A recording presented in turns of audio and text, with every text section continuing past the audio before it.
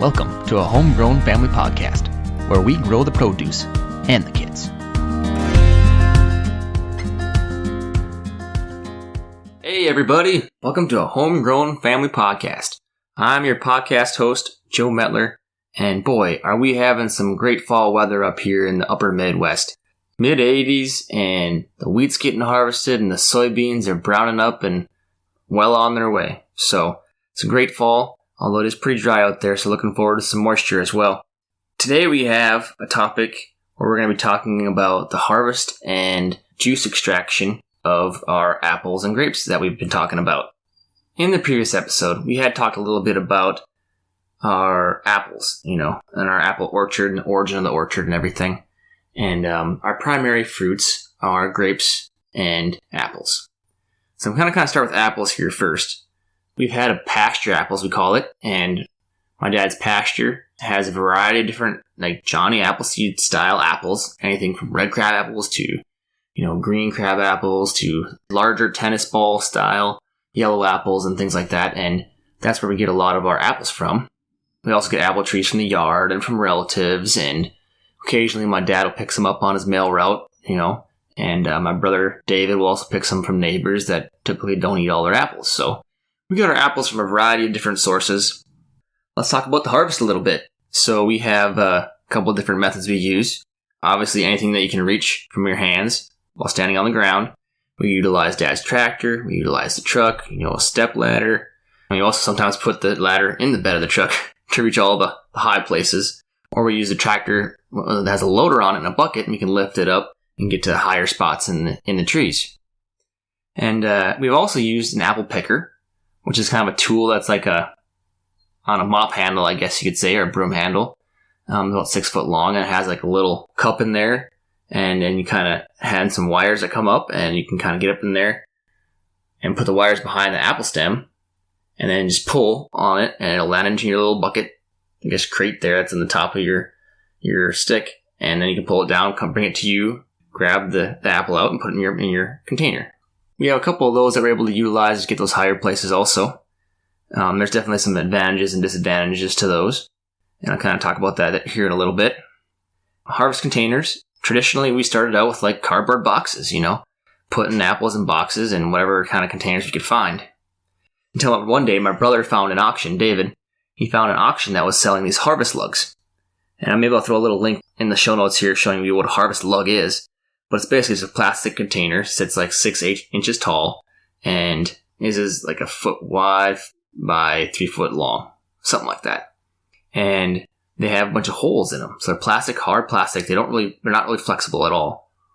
And they have these holes in them to allow airflow so fruit and things don't get moldy inside if it sits too long, or if there's juices that are flowing because the grapes are really fresh or whatever, something like that.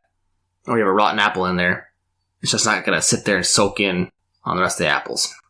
And the harvest lugs, as they call them, are also stackable, which is really nice. And so a lot of the more commercial orchards and wineries and things have these lugs, and they're definitely very convenient to use.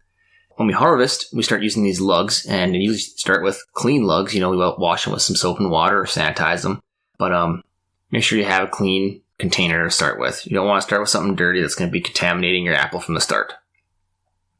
When you're picking your apples, you want to avoid bruising the apples, right? Because bruising could result in some off flavors or things like that, or it could be an entry point for diseases to occur or molding to happen. And so you want to avoid bruising. You don't want to sit there and you don't want to be tossing them into your container, bouncing them around. That being said, sometimes you just can't avoid the bruising, and it doesn't always impede the flavor that much, in my opinion. And so you also want to try to avoid picking apples that are on the ground, especially out in the pasture that we have, because you have cows and animals and deer and things that like to come in and eat the apples if we don't get to them fast enough. It's kind of funny. Sometimes you'll just see about as far as the deer can reach, the apples will be gone, and the rest of the tree will have a bunch of apples. They obviously do their business underneath the tree, and you might have manure that these apples hit on if they're landing on the ground, which could contaminate, your juice or your cider and things like that. So we try to avoid picking them off the ground, or if we do pick them off the ground, put them in a separate tote, or a harvest lug. Wash them up before you press them. or juice them or whatever you do with your apples. And so, yeah, we just want to make sure that we harvest in a separate container if you're harvesting off the ground, because typically the fruit that lands on the ground is to the point where it's probably going to get overripe, and that's resulting in it falling off. And so you introduce overripe fruit and potential pathogens into the rest of your apples. And so it also reduces the storability of the rest of your apples that you have been picking off the tree if you add some bruised ones or ones that have been picked up off the ground, which are obviously going to be bruised. And then in terms of actual picking the apple, if you read up on a little bit, people will talk about a roll picking method, basically a way that you can pick the apple to not result in any damage or loss of fruiting clusters or spurs for next year's fruit. So when you pick an apple, you kind of want to, as I describe it, go up to the apple, put the apple in your palm, and then kind of wrap your fingers around and then lift up and twist on the apple. So that way the stem kind of just snaps off from the rest of the tree and all you have left is the stem and the apple. You're not bringing any extra leaves or part of that cluster or fruiting spur with you.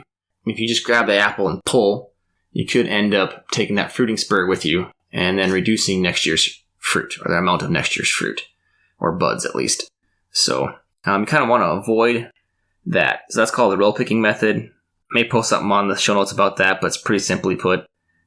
You just want to avoid just pulling the apples off and pulling leaves and any extra things apart from the stem. And this method, I guess, also helps keep the stem attached if you're twisting and pulling up on it, because apples without stems, and I just learned this recently actually, that apples without stems do not store as well as apples with stems. So that I thought was pretty interesting actually.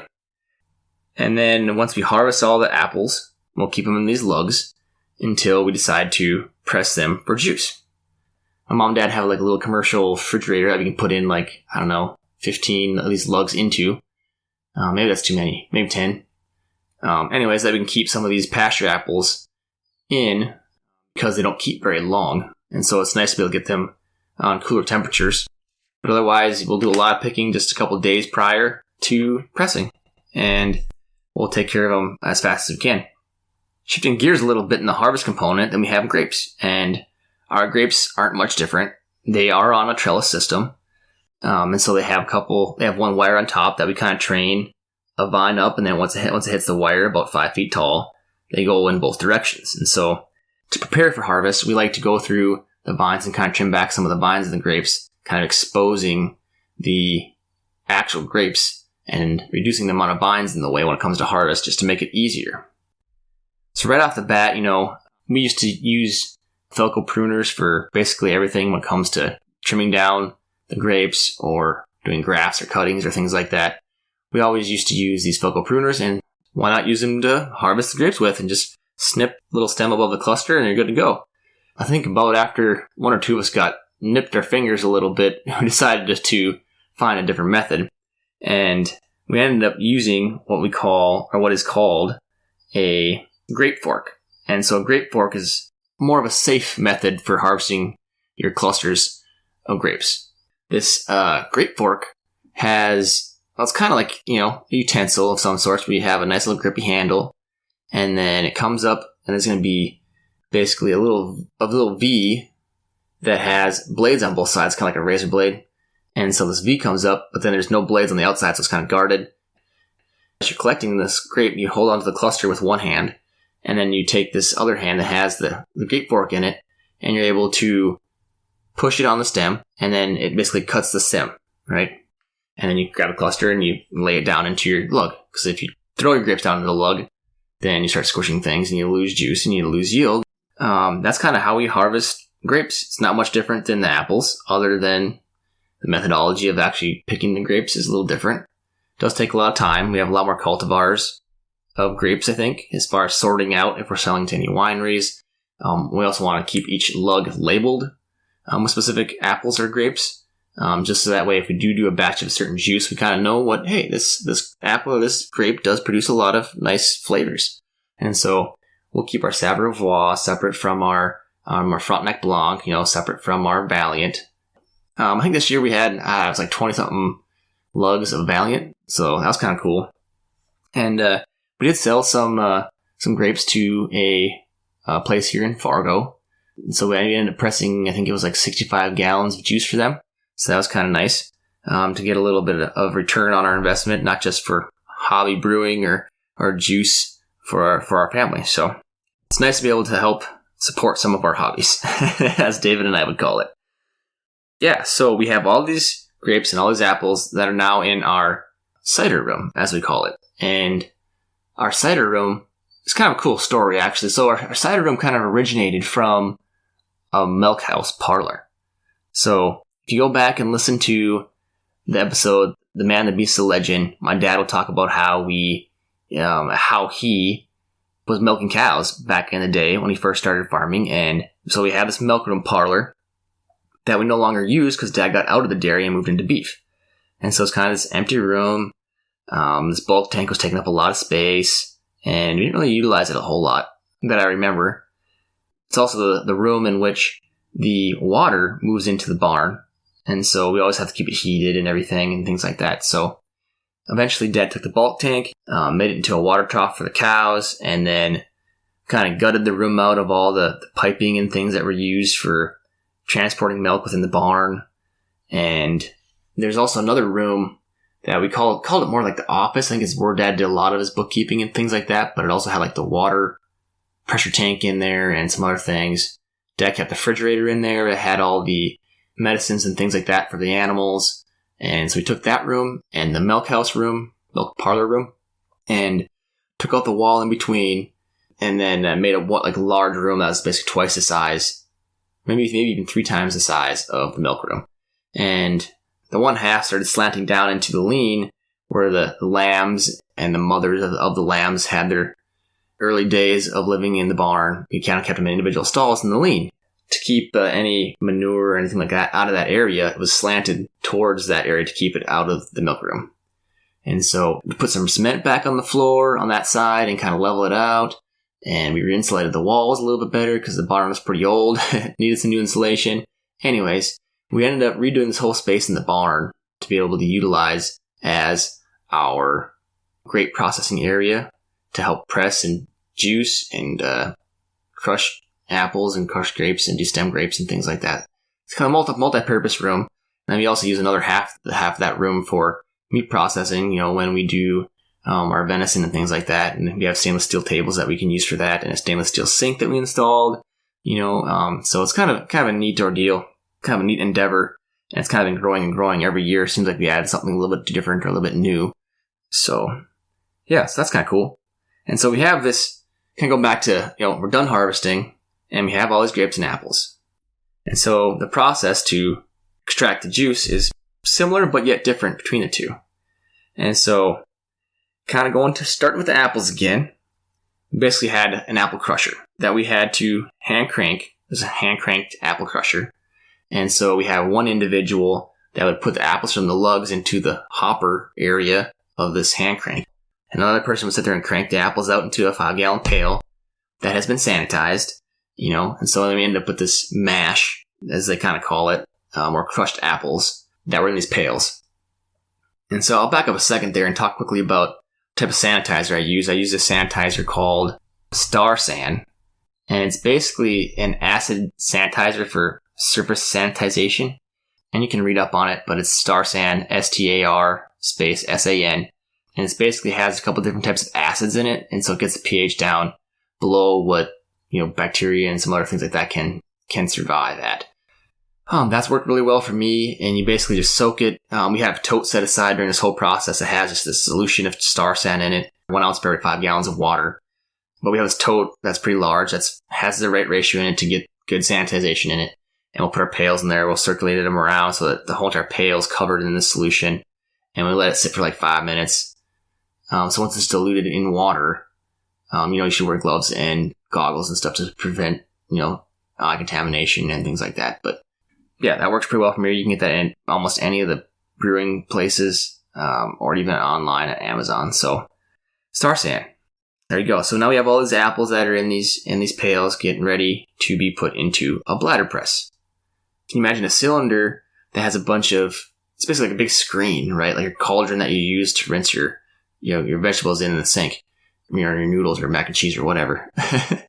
But so it's a big cylinder, and it has this strainer basically type of look to it, and you pour your apples into there, but in the center of the cylinder is this balloon or bladder that's kind of a hard, like, car tube tire type material, but it'll go under pressure and water will expand this bladder, and then in between the bladder and the screens are all these apples that you put in there, these crushed apples.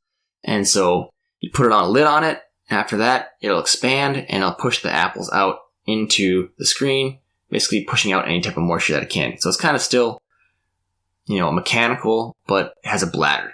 And then the gravity flows the juice down, goes into a funnel basically, and gets collected into a different pail that's sanitized again.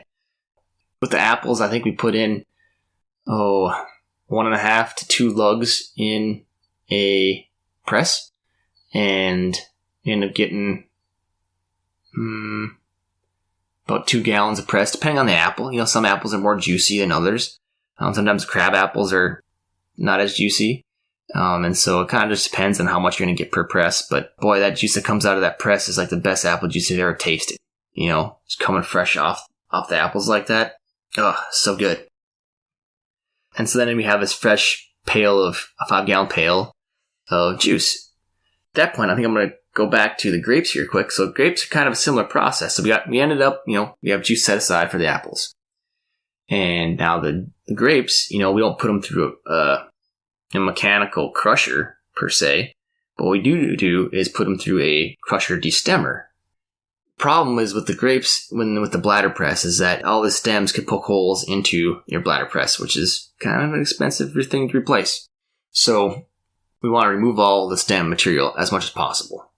If you can imagine, again, another little hopper that you pour the lug of grapes into, it goes down into an auger that has paddles on it that will basically tear or pull off the grapes from the stems. And so it goes through this auger, and then all the stem material gets caught and gets pushed down through the auger while all the grapes and juice flows through the auger because it has another screen there. It catches and goes through the auger and then gets caught down into a pail, and that's your mash. Your small particles of stems and all your juice and all your grapes and skins. That's considered the mash. Prior to wine, you can ferment that straight if you wanted to, and then re-rack it from there and all that type of stuff. But what we like to do is that after that, we'll put that into the bladder press, and we'll press juice out in the same similar fashion. The only thing different with the grapes is that my dad had a stainless steel cylinder again that would sit on top of the bladder press to like another layer on the outside, basically, that would help keep the juice from just squirting out along the floor. Because if you didn't have this basically this catch system here, or extra layer, if the grapes sometimes would press out so fast that it would shoot into little squirt gun projectile of juice. So we'd oftentimes put that extra cylinder on there. The juice would just basically hit that and then drain down and go into the pail. So it helps us to collect as much juice as possible without making more mess than necessary. So as you can imagine, it's kind of a sticky ordeal. We have that stainless steel sink there with some cleaning solution in it, some soapy water, or just a place to be able to rinse your hands and wash your hands between presses, and things like that. Wear gloves, when necessary. We are to the point now where we have a pail of juice, whether it's apple or grape. Things that we'll do with that is we'll can it. If you can can it within a day or two, that's perfect for any of the wild yeast. Because we haven't done anything to kill off any yeast. The wild yeast could come in and start fermenting your juice. I brought some juice home straight from the press, and it lasted about 2 weeks still, and it still hasn't fermented in my fridge. So you can eat it and have it as fresh juice for probably about 2 weeks. Certain wild strains of yeast are more aggressive than others, so it kind of just probably depends on the strain that you have on that particular year. So we can some, and we freeze some, and we have some for fresh juice. And if we can't get to canning it right away, so for example, my brother David lives a couple hours away from the farm. We're getting pails full of stuff on Saturday, and he ain't gonna be able to can it till Tuesday, Wednesday. Rather than trying to let and some of the bacteria and things like that in there that might be in there producing anything badly, or to help keep any of the wild yeast from doing anything, we'll add Camden tablets to those pails that he can't get to right away. And we'll also add Camden tablets to the pails in which I'm using for cider and for wine, primarily as a way to kill off any wild yeast. It's Camden tablets, which is some people, you can find all sorts of blogs on the use of Camden tablets and using too much Camden tablets or not enough Camden tablets and this and that. If you follow the directions I'm a pretty amateur brewer here, okay? I'm not a professional. I've taken a brewing course and I'm probably up to like 300 gallons of wine and cider or something, maybe 500 that I've done in the last 6 to 7 years. But if you look at the instructions, the Camden tablets bags that you can buy them off of, Amazon or wherever, you can buy these Camden tablets and it says add 1 Camden tablet per gallon of juice. Basically, the Camden tablet is a potassium metabisulfate, okay? And so it creates an environment that's not good for wild yeast and bacteria.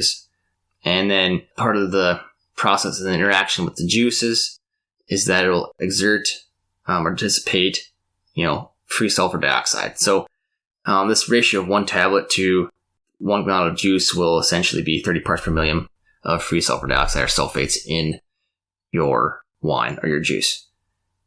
There's, people that will say that that's, you get to a point where you add too much sulfides into your wine. And there is.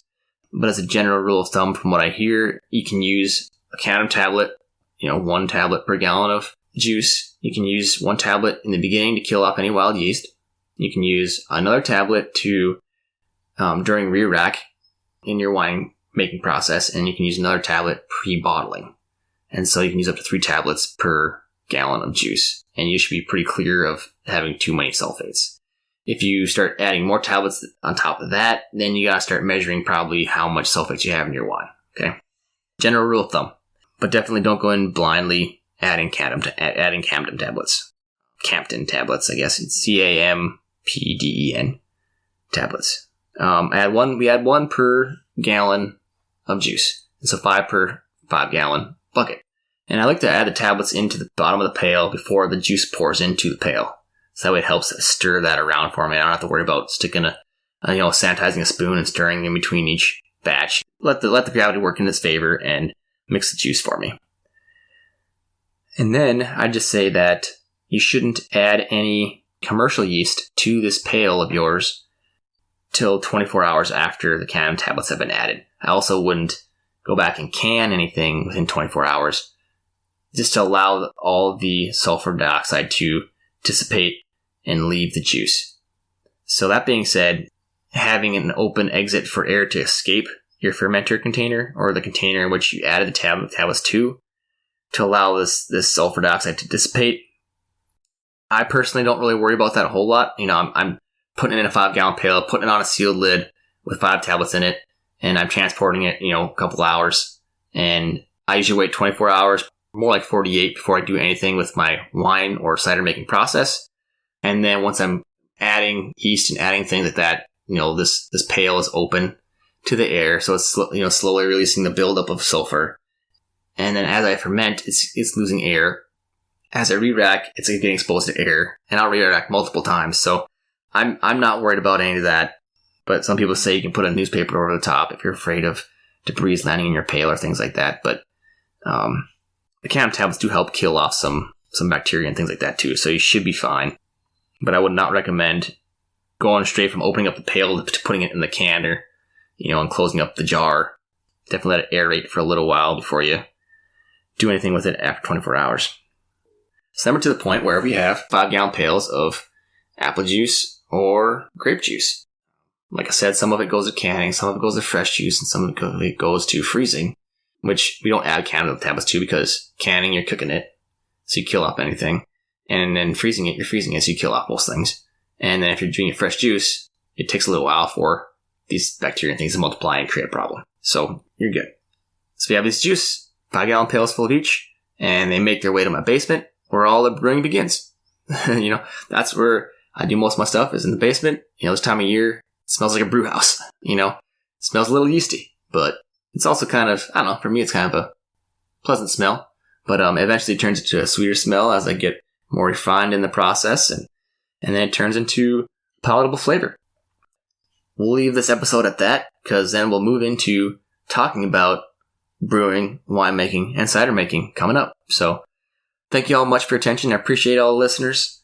If you're a cider maker or brewer yourself, and if there's something that you've noticed in my process that I didn't include that you include, feel free to shoot me an email at homegrownfam@gmail.com or add me on Instagram at homegrownfam and make some comments. We can reach out to each other, come up with some different ideas. As far as brewing goes, definitely it's interesting to see what different types of yeast people are using, or maybe you don't use a bladder press, you use this type of press and it works really, really well. You've seen people that will use balloons in a 1 gallon pail and use that as their airlock, while making cider. So, all these different things. It's a good community to be part of. And if you have any types of things or different types of comments, feel free to reach out. I'm definitely looking for ways to develop my practice of this and everything else. So, hope all my listeners are enjoying these episodes. Yeah, enjoy the fall weather. It's great out there.